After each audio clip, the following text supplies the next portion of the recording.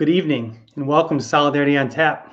My name is Chris Kerr with the Ignatian Solidarity Network. And on behalf of everyone at ISN, as well as our national Solidarity on Tap sponsors, Jesuit Volunteer Corps, Jesuit Volunteer Corps Northwest, Jesuitical Podcasts of America Media, the Jesuit School of Theology of Santa Clara University, Maryknoll Lay Missioners, and Boston College School of Theology and Ministry, thanks to everyone for joining us here tonight.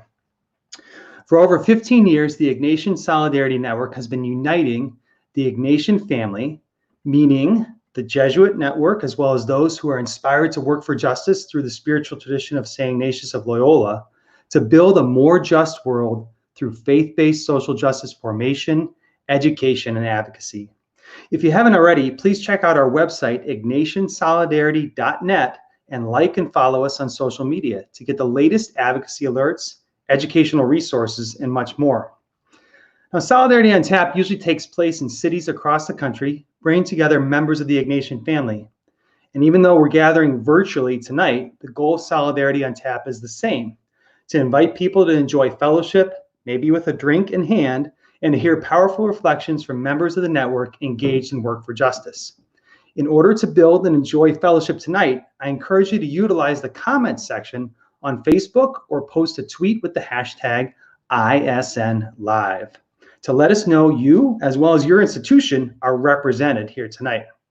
And please know that you can post your comments and questions for our guest speaker this evening on either Twitter, Facebook, or YouTube, and we'll try to get those into the mix throughout our conversation this evening. Now, as we join together as an Ignatian family, we're holding all people, all those affected by the COVID-19 pandemic, in our prayers. We hope that this conversation provides an opportunity to explore the important advocacy work that is being done and reflect on a hope-filled future. So with this in mind, I'm excited to introduce our speaker, Sister Simone Campbell. Sister Simone Campbell is the Executive Director of Network Lobby for Catholic Social Justice, a federal advocacy organization founded by Catholic sisters to lobby in Washington, D.C. for policies that mend the gaps in income and wealth in the United States. She has led six cross-country nuns on the bus trips focused on tax justice, healthcare, economic justice, comprehensive immigration reform, voter turnout, bridging divides in politics and society, and mending the gaps. Sister Simone Campbell wrote the famous Nun's Letter, considered by many as critically important in convincing Congress to support the Affordable Care Act in 2010, and is the author of A Nun on the Bus: How All of Us Can Create Hope, Change, and Community. It was published by HarperCollins, and also has a book coming up, Hunger for Hope, Contemplation, Community, and the Common Good. She's spoken at major events like the 2012 Democratic National Convention and the Ignatian Family Teach-In for Justice, and has appeared on 60 Minutes, The Colbert Report, and The Daily Show with Jon Stewart. Sister Simone, welcome. Thanks so much for being with us tonight. We're excited to have you. It's great to see you again. It's important to just share with everybody that Sister Simone and I and many others were hoping to be in San Francisco tonight to celebrate Sister Simone's leadership for social justice, along with Father John Bauman, the founder of PICO. Sister Simone and Father John were supposed to receive the Robert M. Holstein Faith Doing Justice Award from ISN this evening. But of course, we can't gather right now. We will, as soon as we can, we'll be together. And so we cheers to wanting to be together tonight, and we're glad you're here with us, and we're excited to have a conversation with you. So thanks so much for joining us for Solidarity on Tap. How's this been for you? Kind of this reality of staying in place and kind of working from home and things like this. What's this been like for you, and what's this been like for the work of Network? Well, it is great to be with you. It's really fun. And though I have to admit, I wish it were San Francisco. But in lieu of San Francisco, this will do. But I think the thing that has been so challenging for us is that we have been lobbying nonstop on Capitol Hill to try to get Congress, support Congress in paying attention to the needs of especially low-wage workers, folks who don't have health care, those folks who have historically been left out of the vibrant economy that was ours until 6 weeks ago. And so we've always known that there are people left out of our economy, and those are the people that we've lifted up. But what we've discovered in this time of the COVID-19 is that even the most individualistic oriented GOP Republican members are realizing, oh my heavens, we're in it together. It does matter to me if you have health care. Because if you're not getting tested or treated and you've got COVID-19, oh, you're going to infect me. And so my self-interest makes lobbying the Republican offices, some Republican offices, challenging, but they finally get it. That if I don't have health care and I've got COVID-19 and I'm just walking around the universe infecting other people, healthcare becomes a social issue, not just an individual issue. So we've been trying to maximize and use this time, this opportunity to lift up the fact that we're all related, we're all connected, we're all part of the common good. And that's what our nation is about. But I'll tell you, it's working different. It's like drinking from a fire hose. I sit in the same place. I don't get in much exercise unless I make myself get out. I feel permanently attached to this chair and my dining room table. So that's sort of the downside of it. But I think when it's over, I'm going to have the indentation of the slats of my chair on my backside. It's going to take a while to puff out again.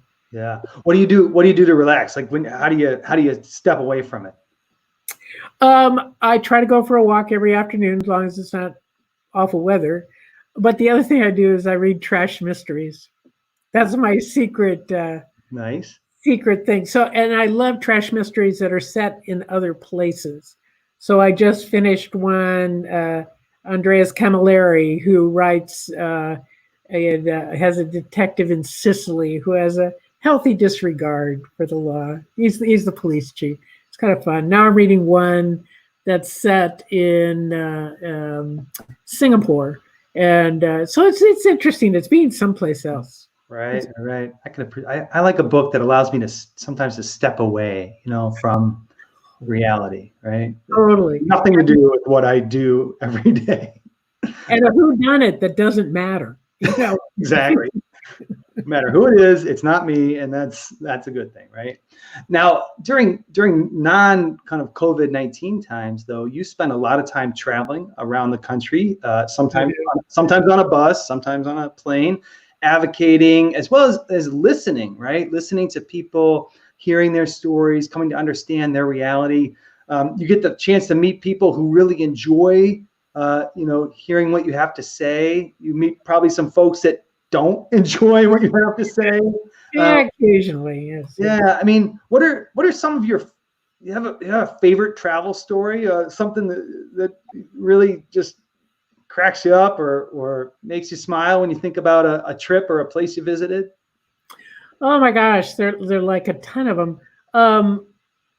I think one of the best ones was, well, not the best one, but last year we did the series of rural roundtables where we held roundtables in rural communities to learn. And the first one we held was in New Mexico and in Albuquerque and out at the Laguna Pueblos.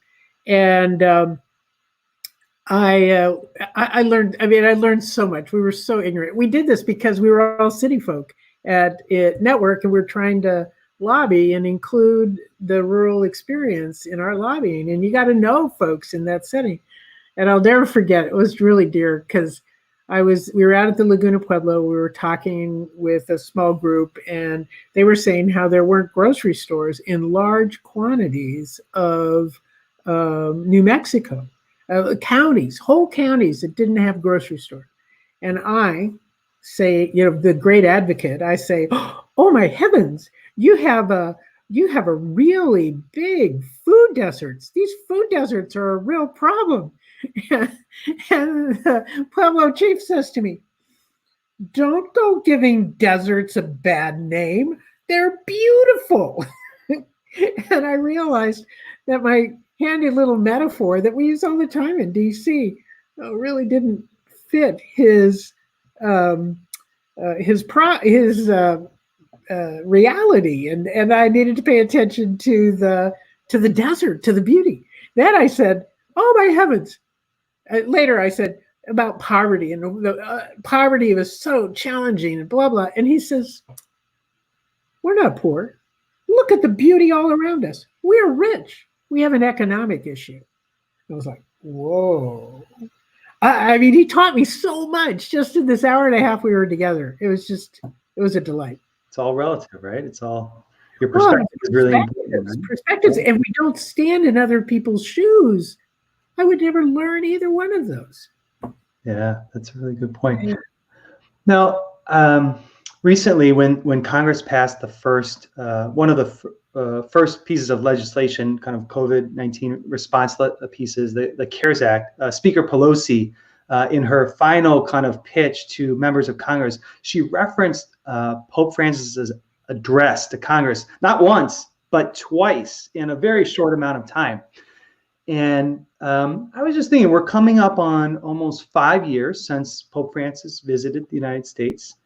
And I was just curious to hear how you think both his role, his leadership in the church, as well as in particular his visit here to the United States back in 2015, has influenced public discourse on issues, a lot of issues important to network. Oh, well, it was such a huge boost to us. I mean, in so many ways, I got to be in the chambers when he addressed Congress, and the last part of his address, I felt like he articulated my life. You know, he talked about the struggle for the effort for freedom that Abraham Lincoln led, the struggle for justice and racial equity that Martin Luther King led, the service of the poor that Dorothy Day led, and then that it was all grounded in the contemplative by Thomas Merton. I mean, it was like the story of my life. I really got tears in my eyes. I just welled up in the chambers. And I thought for a few minutes after that we had a chance of building some bridges. In the course of his talk, he said, "I am a bridge, and we are all called to be bridges." And he was challenging Congress to, come together and find some way forward. Well, that didn't last too long in Congress anyway. But the place where I think it does continue to echo in our country is often in young people, certainly in Jesuit institutions, certainly in folks that struggle for justice. I mean, our members certainly live vibrantly that reality. Now, I have to say, not all of our church leadership has gotten it. And over this past weekend, there was a very concerning meeting between a couple of the top bishops or cardinals in our church and President Trump, and some conversation that I found very disturbing without any challenge to the president about his very unchristian approaches. And so Pope Francis gives me a lot of hope, but here's my challenge. It's not everybody's following Pope Francis. They sort of have their own ideas of power and their own desire to cater to that power. So there's some really good news, but there's also some really worrisome news. And it's going to get tough as we get towards the election. Maybe I shouldn't get to the election so fast, but sorry, it's on my mind. It's coming. Yeah, we'll it's coming. It's coming. Right? Didn't mean to break up and maybe we should just drink and not talk about it. that could be one way to solve the election. Let's take a little break. I wanted to just say hi to some folks that have shared they're joining us. Welcome to Greg and Kim, who are joining us from Portland.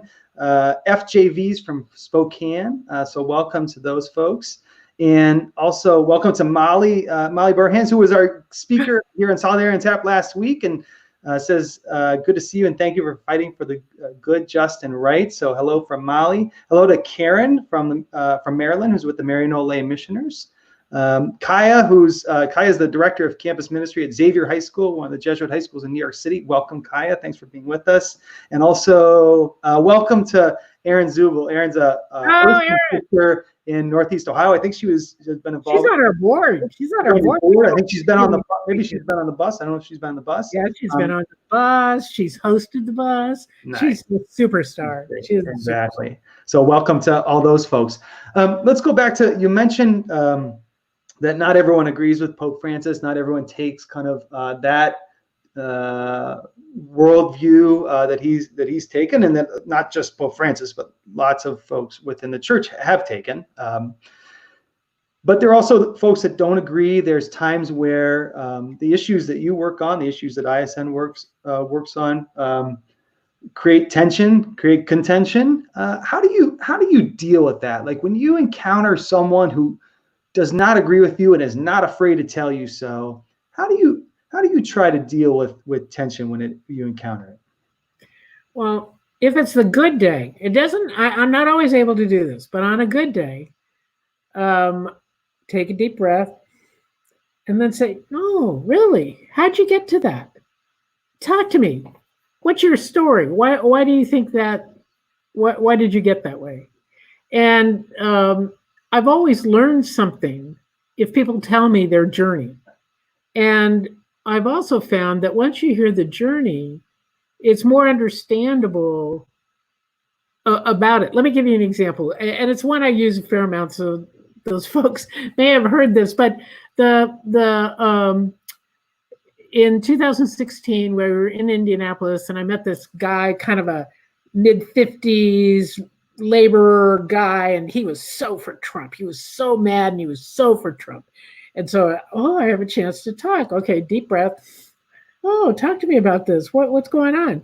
Well, he was so upset that he liked Trump because he was so angry, and he just really said it like it was. And his parents had always told him, if you worked hard, played by the rules, you'd get ahead. If you worked hard, played by the rules, you'd get ahead. If you worked hard, played by the rules, you'd get ahead. He said it several times. And that was what his parents told him. But it had not happened for him. And it was even worse for his kids. And then he kept talking about his parents' expectation that he would do better than they did. And finally I said to him, you take it in, you let it simmer, you see what inside emerges. And so I said to him, gee, it sounds like you feel kind of ashamed that you didn't measure up to your parents' expectation. Is that true? And bam, he got tears in his eyes. It was like, and it surprised both of us. It surprised both of us. But it was to hear his story long enough to see where that pain and anger was coming from. And what I realized is he felt personally responsible for something that was totally structural, which was the undermining of unions, which was the flattening of wages, which was the inability to advance as manufacturing kept shifting offshore, the various trade agreements. He had not failed, but he felt he had failed his parents. And that was what was the source of his anger and attack. But it was only because I could take a deep breath and listen long enough. And then other times I meet people like that and I just don't have it in me to do. So it's not all the time, but yeah. It is sometimes. I think especially in this fast-paced world that we live in this social media world, right, where there's a lot of sound biting that happens, right, where we take a tweet or we take a comment or a post or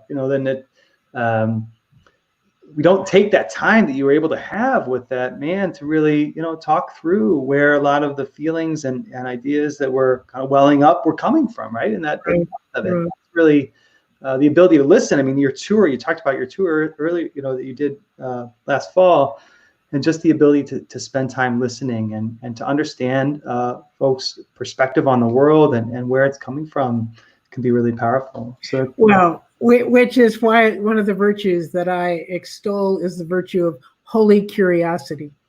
We've got to be curious. And this tweet world, instant screens, all this stuff, it doesn't support holy curiosity.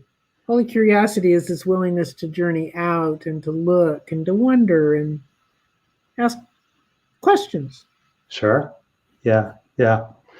Now you are working on a book or getting close to publishing a book. When's it? Is it already? Is there a date when it's going to come out? Yeah, it's supposed to be August. August. That's pretty Let us soon. pray to the Lord. Well, it all depends now. It was all set. It was in line, but it all depends on, our printer is going to be healthy and we'll both all of this. Right. So All right.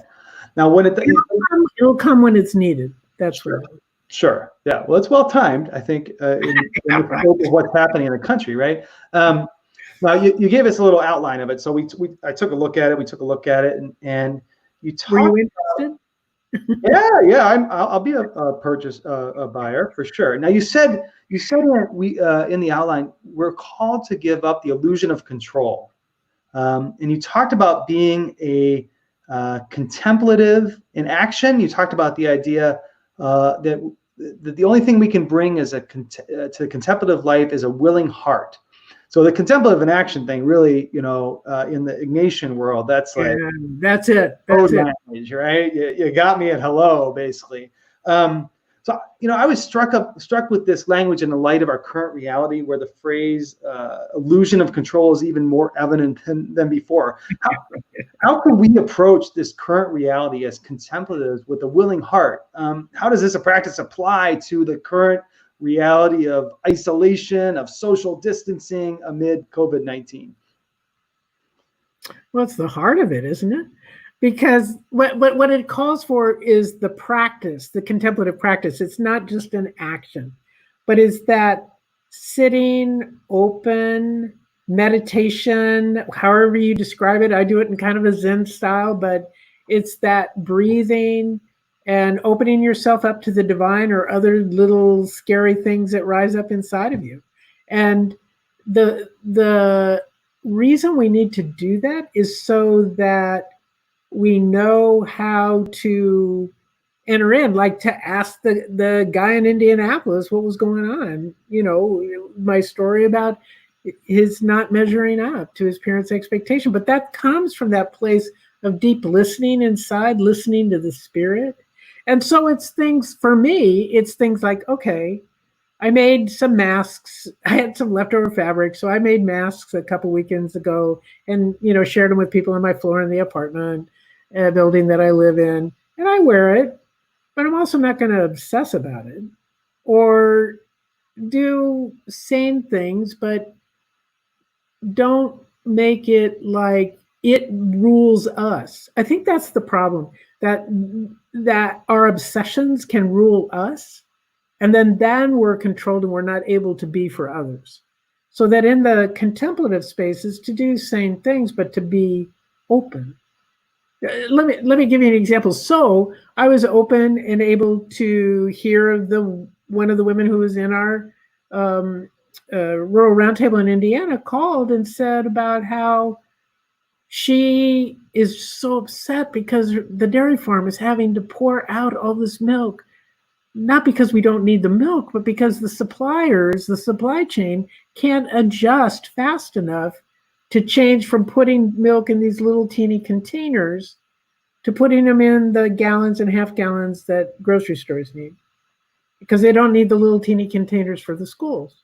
And 45% of milk is drunk in schools. Who knew? So anyway, but she was having to pour out this milk and it was just breaking her heart. And for me, I think the contemplative life is about having space where I'm not so worried about myself that I can take her in, where I'm not obsessed. And I'm sorry I can't listen because it might be a dirty phone or, where we become really nutty about this stuff.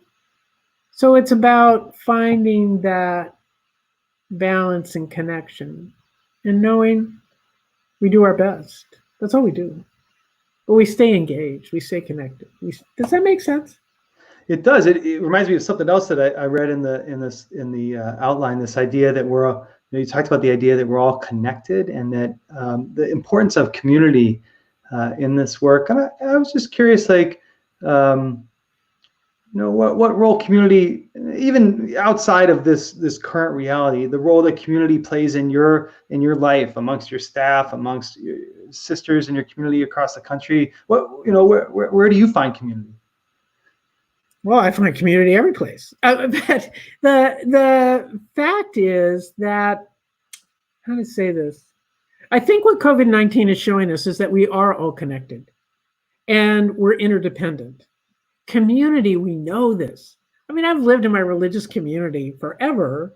I mean, since I was almost 19.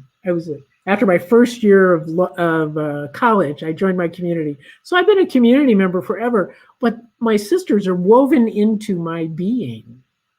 I can't even imagine being separate from them. And they are nourishment to me, and I am nourishment to them. And that mutuality, it's so life-giving. It's so at the heart of the gospel, because that's all what Jesus was about, was building this community up, and then he'd got the apostles to the place where they could be community. And one of my favorites is when people were hungry and Peter says, send them back to town, they're going to get grumpy, it's just terrible. And Jesus says, feed them yourselves. And Peter's like, we got it. It's a couple of day-old loaves of bread and a couple of stinky fish. What's that? But when we know community, then that's all you need. We know the fullness of it. We know the joy of it. We know that there's reliance. Even if there's not enough, there's enough. Not enough physical stuff, but enough in the relationships. And I think that has been lost in our very wealthy society.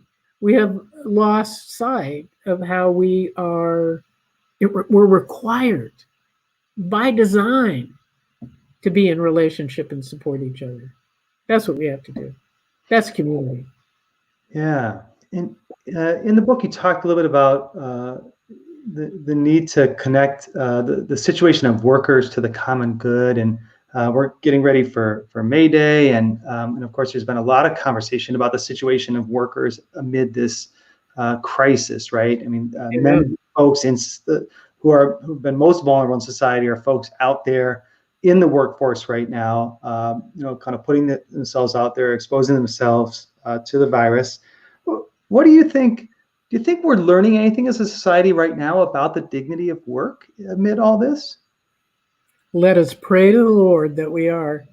I hope so.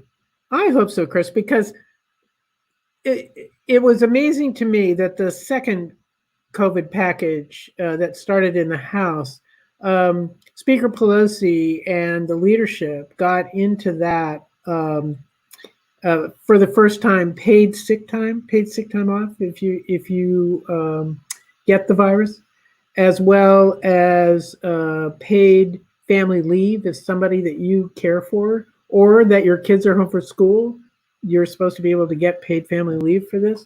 I mean, that was the first step towards, and a bunch of Republicans voted for it. It was like amazing. It was amazing. And because Republicans always say, do it on your own, save your money, I mean, they don't have a clue. They don't have a clue about low wage workers. And so this was pretty huge.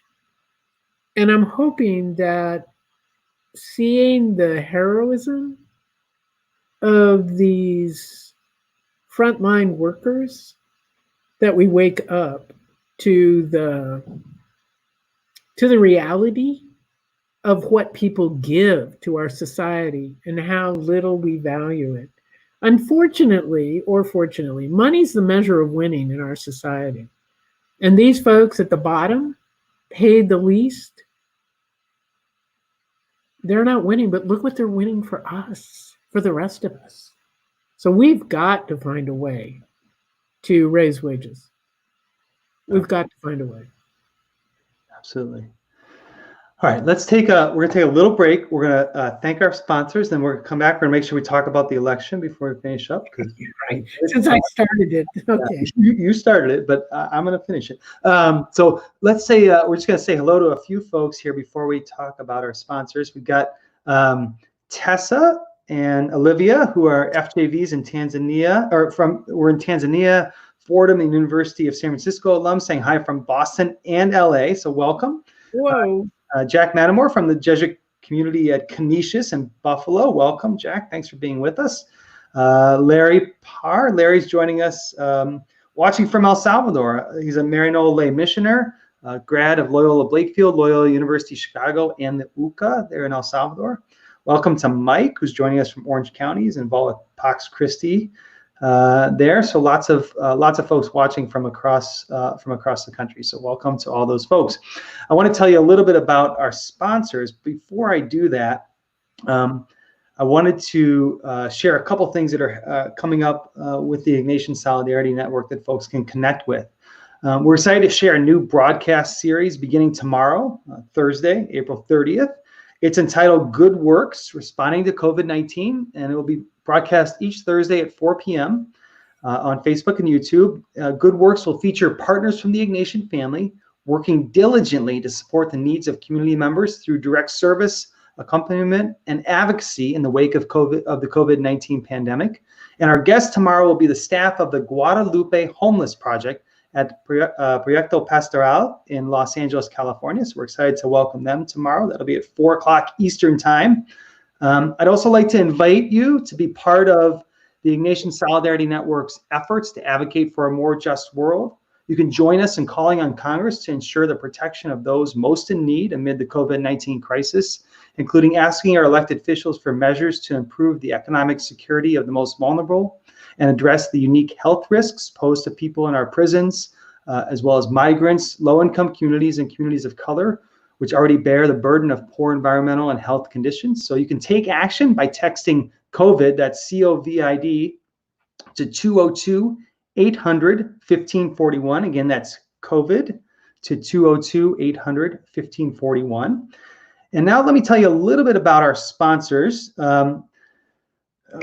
We've got a great group of sponsors. The Boston College School of Theology and Ministry offers an opportunity for graduate study centered on core themes of solidarity, spirituality, service, and social justice. A diverse and vibrant community supports students as they engage in theology grounded in faith and informed by lived experience. The Maryknoll lay missioners work internationally with those at the margins for a more just, compassionate, and sustainable world. To learn more about the work, join their Meet a Missioner Monday, that's a lot of alliteration, a Meet a Missioner Monday live stream on their Facebook page every Monday at 10 a.m. Eastern Time. This week, they'll be featuring Anne and George, two doctors who are serving in Tanzania. So again, that's Mondays at 10 a.m. on their Facebook page.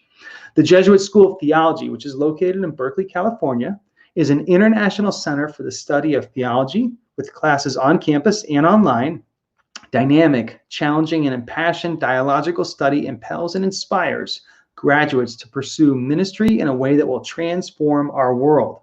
The Jesuit Volunteer Corps, JVC, is a full-time volunteer program that works for social justice while exploring spirituality and faith through a framework of Catholic Ignatian values for individuals between the ages of 21 and 35 years of age.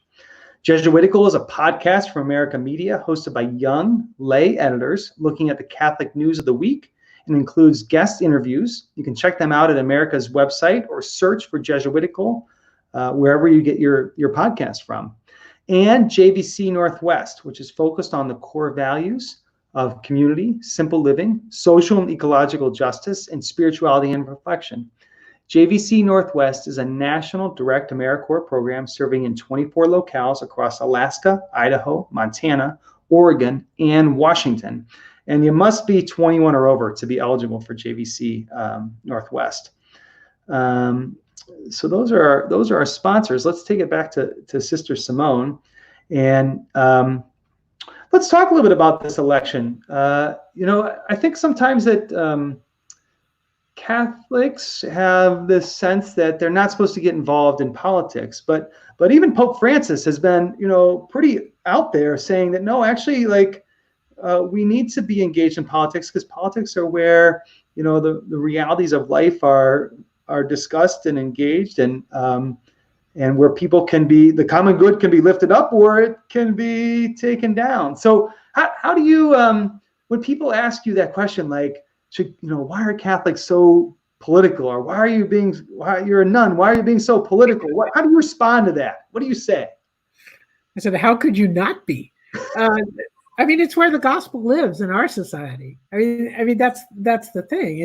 It's how do we carry out the gospel in our social setting, and it's through the political realm, and the mandate that we have to care for those who are at the margins and to change the systems that create the margins. I mean, that's what we're about. Change the system that is creating the exploitation of the earth and the exploitation of our people, as Pope Francis says in Laudato Si. That's politics. And if we're just tinkering on the edges, riding my bike and, being nice to my neighbor, well, that's nice, but that's not sufficient to embody the gospel in our time of such urgent need. And so for me, I'm a sister of social service, and part of our ministry is a political ministry. Our foundress, Sister Margaret Schlachta in Hungary, was the first woman in the Hungarian parliament when she was the head of our community. But so we've always had politics in our bones. But we know that the social mission of the church is to embody the gospel and to bring about the common good. That's what's needed in this election. We've got to wake up to our communal reality in relationship with each other. We have a little bit of work to do. Sure. What are some of the issues that you hope, a little bit, we have a lot of work to do, but what are some of the issues that you hope will be discussed in the context of not just the presidential election, but we have many, congressional elections happening across the country as well. What are some things you hope are talked about, maybe that don't get a lot of airtime normally, but could and should? Well, I think the justice issue about wages, the fact that how it has been lifted up, as we were saying earlier, how wages are insufficient for people to live in dignity. And that is wrong in the richest nation on earth. That is wrong. And we've got to lift up wages. Another thing is our tax policy. Tax policy becomes a justice issue when it's shifting all of the money to the folks at the top. No, tax policy should be a mechanism for paying for what we need, collecting enough money to pay for what we need, but also doing some redistribution for folks that aren't getting their fair share. So those are the kinds of things I think we have to talk about. I also think we have to talk about what politicians actually listen to their constituents and hear the anguish and trouble around them. Who's willing to stretch and have a conversation about a new way forward? Who's willing to risk the displeasure of maybe the higher ups in a party and speak of the actual needs of their community? So it's those kinds of questions that I think we have to engage in. It's a rough and tumble world, but we cannot be spectators because it's the heart of living the gospel. We need to be engaged. Sure. That's it. Now, tell me a little bit more about, in terms of raising wages, because I have to think it's more than just raising the minimum wage. You talked earlier about, access to healthcare. I mean, there's other pieces that are part of this kind of picture of the way we support the dignity of workers, and just wage. Well, wages are pretty critical because they haven't been raised. They haven't been raised in a very seriously long time, and part of that is getting. I mean, everybody says, "Oh, well, we can't afford it." No, we can afford it. The question: there's all these studies that have been done when wages have been raised, and that there's little booms in the economy because, surprise, folks who have needs get more money and they spend it, and that creates a little boomlet. So it does not undermine employment. That's a fear. Fear not, Jesus said. Fear not. But the other things that we have going with employment in the United States are healthcare. Now, it doesn't have to be connected to work, but currently it is. Everybody has a right to healthcare. That's Catholic social teaching. We just have to figure out the mechanisms for getting it to them. So work is one way to do it. Another thing Pope Francis says is that wages should be sufficient to allow for leisure and a retirement. Now, isn't that something? People should be able to live well enough to be able to have some days off. And we know folks at the bottom of the economic scale that are working 2 and 3 jobs. That's not Christian. That's not according to Catholic social teaching. We need to change that so that they can live a life and be with their families. It's those kinds of things that we need to talk about. Where are our values? What do we care about? Yeah, that's really important. And what do you think is the way, thinking about folks, Catholics in particular, that they can become more involved? I mean, obviously, folks should be voting, right? That's a basic thing. If they're eligible, they should be voting. But beyond that, what are other ways that that people can become more involved in the selection process in the coming months? Well, ISN is a great place because here you folks have all been educated by Jesuits. You got Jesuit connections. You're articulate. You're able to study up. The most important thing you can do is talk to your neighbors. Talk to folks you know about voting and about how you assess this election. Because what we know is that the best education is from people that neighbors know. It's way better than any of the news channels. It's way better than any of the ads. That is where the real missionary work happens. That's where people get educated. So ISN, you're perfectly positioned for getting involved. You could join Network, our organization. We've got a whole election toolkit, and we'll share it with ISN and Chris and everybody about other ways how you can compare candidates side by sides and share that with your neighbors, comparing the positions of candidates, or show up at town hall meetings and ask questions. Find out, does a candidate listen? That for me is always a sort of a beginner. Will they listen? So you can ask that question, find out. It's those kinds of things. But you all are perfectly positioned to be a whole cadre of missionaries for the common good, being out there around the country. I like that. Missionaries for the common good. We might have to steal that one. One of the things that we talk about. We'll share. Yeah, we could share it. Absolutely. Yeah. One of the things that we often talk about, especially when we work with helping to kind of younger advocates to develop their skills, is that it's not just a one and done kind of thing, whether it's voting or a meeting on Capitol Hill in a local district office. It's really about creating a sense of, kind of ongoing connectivity and relationship with your elected officials so that they feel a responsibility to respond to your calls to action. Not that they always respond, right? But that they know you're watching. They know you're watching. They know you're going to follow up, and you're going to say, "Why did you do that? Explain it to me." Exactly. And if they don't have a good reason, then you can hire somebody else next time. Yeah. Now, speaking of young advocates, we train a lot of those young advocates at the Ignatian Family Teach-In for Justice, and you've spoken frequently at the Teach-In. You were a keynote in 2012, many years ago, or what seems like many years ago. And then you often, when you're at the Teach-In, you often talk to what is primarily a young audience filled with, a lot of energy, but also, as you kind of point out, a lot of potential power, right? And totally. And so you've actually talked about them, like I've heard you use the word, like, you're the hope for the future. You're our future. Can you speak a little bit about your experiences at the Teach-In and other experiences maybe you have with young advocates? I know you have you have a troop of post-college interns that work with you for a year. Associates at our place, yeah. Yeah. Well, that's something that most young people that I know originally are kind of timid or shy about being involved in politics. But young people, you have so much power because politicians know you're the future of voting. You're going to be voting for a very long time, and they want to win you over right now. And they also know that you've got the innovative ideas, the willingness to stretch, the new edges of where policy needs to go.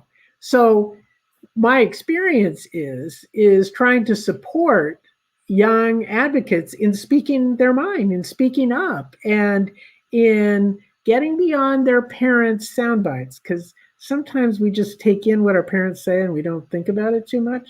But once you've gotten into your own thinking about this, you've got a tremendous amount of power. You could agree with your parents or not agree, but at least it's yours and it comes from the inside out. And that's what I think ISN is so good at doing, is bringing that out and then giving you a chance to use it, test it out, have experience, and then do follow-up. And that's the piece that's really important. Yeah. I mean, your point that, you think about the longevity of impact that young folks can have, right? So really, we're always grateful for your presence there, and I'm always impressed. But you always have a packed room. Yeah, right. It's fun. We have a good time. I'll look in and I'll see like people stand. You do that thing with the 10 people, and they're all around the room. It's great. Yeah, it's absolutely great. So. We had a question from folks about immigration. And of course, the Supreme Court is getting ready to very soon, we don't know exactly when, but very soon have a decision related to the DACA program. And someone asked, how do you see, do you see any hope for legislation that would support the needs of DACA recipients? I am a woman of faith, and I believe that in the end, justice does triumph. I'm just not sure it's going to happen this time. I don't know. When the Supreme Court, was it last week, took supplemental briefing about the impact of COVID-19 on the DACA decision, I took heart from that, actually, out of the Supreme Court, that they were at least considering the current reality and weren't just fixated on their very narrow view.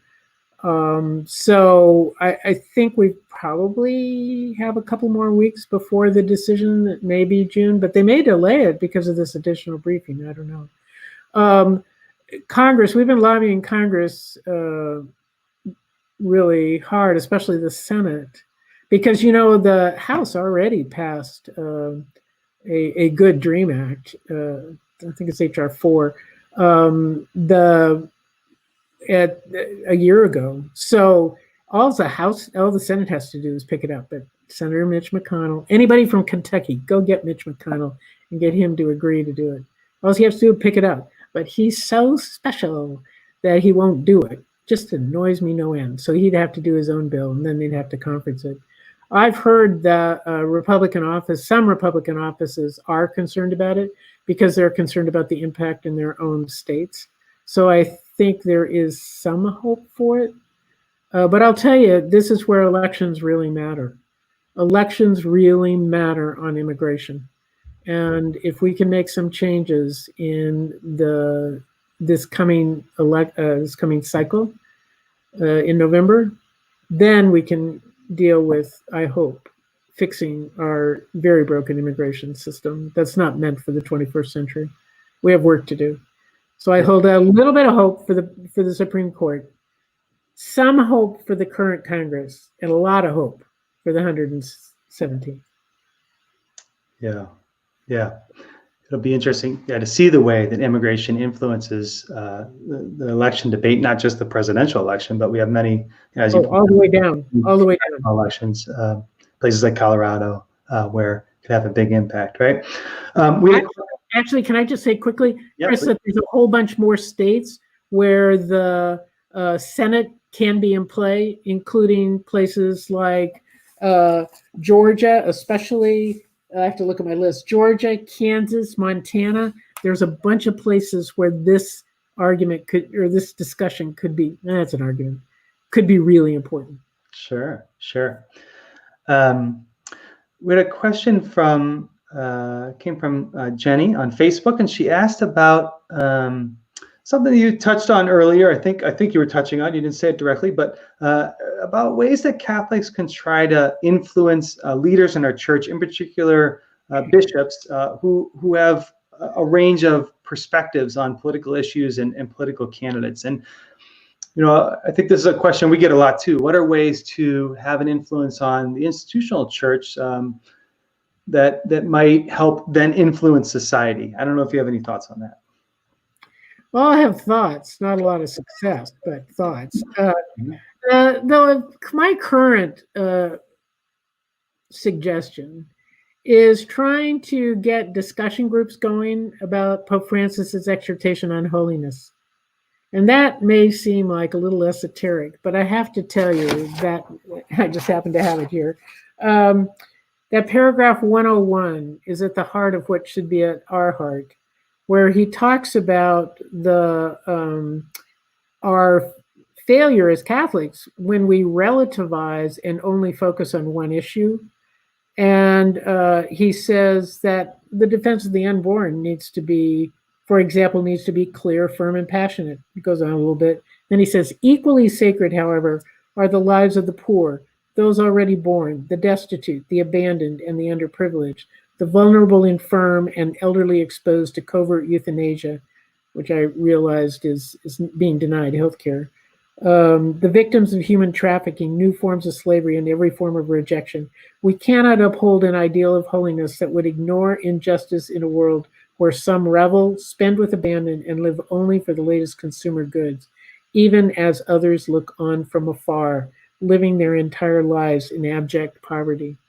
So my hunch is the only way we're going to move our current leadership who has not embraced this is by engaging in conversation with them about it. Let's have a discussion group, small discussion group, 8 people, and invite a leader to come along. You might be a little nervous, but you might be able to get their number 2 or their number 3 to do it. Could be a step. Sure. And I think invitation is a really powerful tool, and sometimes I think we get discouraged when invitation isn't always accepted on the first try. And I think it's valuable to keep trying in that way. Oh, and as you said that, I just had an idea. If they say no, well, would it be okay if we sent you a summary of what we talk about, and then have somebody write it down, and then you send it in? Do it over 6 weeks. Send it in. Never know. Can't hurt. Might help. And then if that fails, then get a magic wand and just do it. Sure. And yeah, it's and I think one of the graces is that we, within the work of the church, we have so many examples of the ways that the church is responding to the needs of people, through direct service and outreach, through advocacy, through accompaniment, and so all over the country and on a national level as well, which is exciting. Yeah. Which is so important that we remember that we are the church. Mm-hmm. It's our leadership and some aspects of the church that are worrisome. Some of our leadership and some aspects of the church are worrisome, but Jesus got upset with his leaders and the other people around, so there's no guarantee for us either. So I think it's part of our journey. It's just part of our journey. It's purifying. It's a purification for us. Can we love even them? And engaging all of that with a spirit of hope, and we can keep building a better kingdom, right? So, and kind of on that note, what's that? I just said a queendom. That's right. The reign of the divine. Yes, exactly. Kingdom. Simone, what just as we finish up here, what gives you hope in your work each day? Oh, people like you, people like ISN, folks all around. And the fact that we're willing to talk about real stuff that matters to us. My team at Network, they're the best. They're the best. They are. They're great. We have our struggles. We work really hard. We care passionately and care for each other. That's it. Do we care for each other? That's it. And I must say, I have a meditation practice anchored in morning meditation. That's great. The spirit's alive and well, making mischief.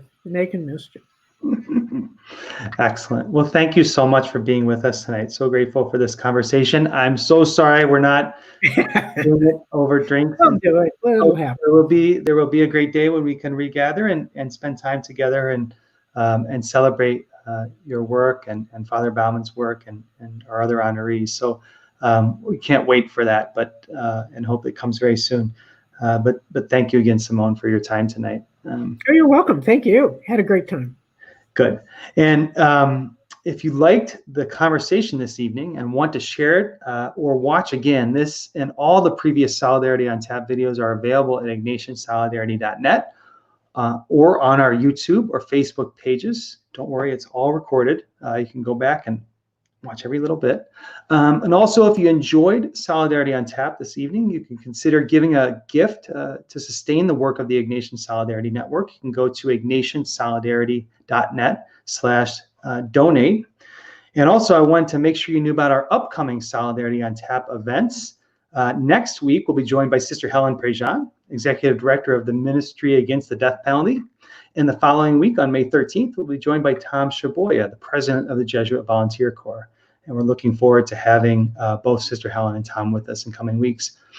My name's Chris Kerr with the Ignatian Solidarity Network, and this has been a live broadcast of Solidarity on Tap. Thanks so much for being with us, and have a great night.